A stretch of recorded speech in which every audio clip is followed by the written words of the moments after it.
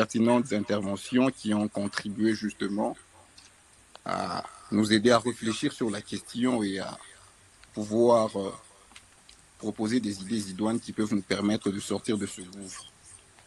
Alors, par rapport au sujet ou par rapport justement à la motion qui a été évoquée par le gouvernement, je note tout de même, en tout cas je note tout de même, j'insiste, que le gouvernement m'a un tout petit peu déçu.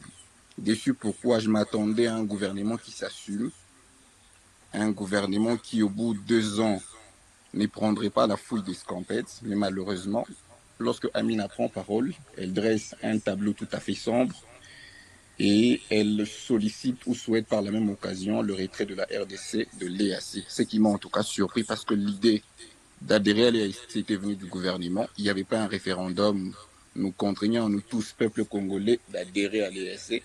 C'est le gouvernement qui a réfléchi sur la question tout en mesurant le pour et les contre jusqu'à nous y amener. Au bout de 2 ans seulement, vous pensez sortir. J'entends bien, mais encore faudrait-il l'étayer avec des argumentaires. Par rapport aux argumentaires, Amina a soulevé 5 points et les 5 points étaient essentiellement orientés vers les raisons sécuritaires qui aujourd'hui laissent à désirer. Je pensais que Eddy viendrait en soutènement de ces 5 points soulevés par Amina. Eddy est venu apporter 3 autres points qui, à mon sens, ne permettaient pas une forme de cohérence dans le développement des idées de nos amis. Et c'est Joël qui, aussi à son tour, lorsqu'il vient, il n'a pas pu résumer, suite à la difficulté déjà plantée par les 2 premiers, résumer l'argumentaire du retrait de notre gouvernement. J'ai aimé la pertinence de Doris. Si ça ne dépendait que de moi, j'aurais aimé que Doris prenne parole en premier pour essayer d'argumenter selon le sens du gouvernement, mais avec les arguments qu'il a pu avancer, notamment que je retrouve mes notes. Lorsque Doris prend parole, je crois qu'il avait soulevé plusieurs points notamment. Alors, s'il vous plaît, permettez que je retrouve mes petites notes.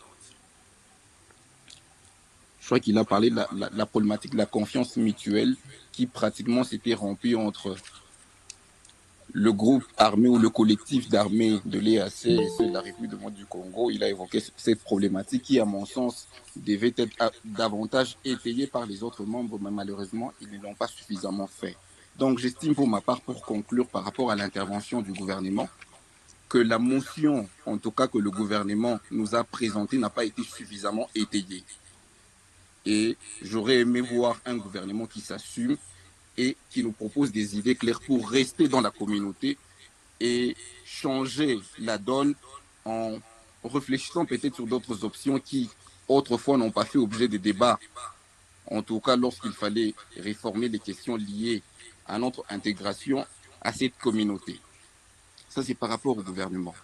Par rapport à l'opposition, je m'en vais tout de suite saluer la pertinente intervention de Emmanuel, qui, je trouve à mon sens, a fait pratiquement un bilan et il a conclu en disant qu'au bout de 2 ans, on ne peut aucunement décider de quitter l'EAC. Il était trop tôt pour nous, ou il est trop tôt pour nous de quitter l'EAC. Il nous faut réfléchir, il nous faut travailler davantage, il nous faut nous améliorer, tout en construisant, je crois qu'il a été aussi la question de notre armée, pour répondre justement à nos besoins, nous, sécuritaires.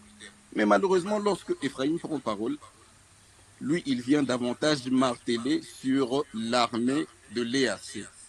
À mon sens, j'estime que son intervention a un tout petit peu contredit l'intervention d'Emmanuel, lui qui normalement devait venir en soutènement de propos de M. Emmanuel. Et je pense qu'il a dilué un tout petit peu de leur substance, ces propos qui me semblaient pertinents.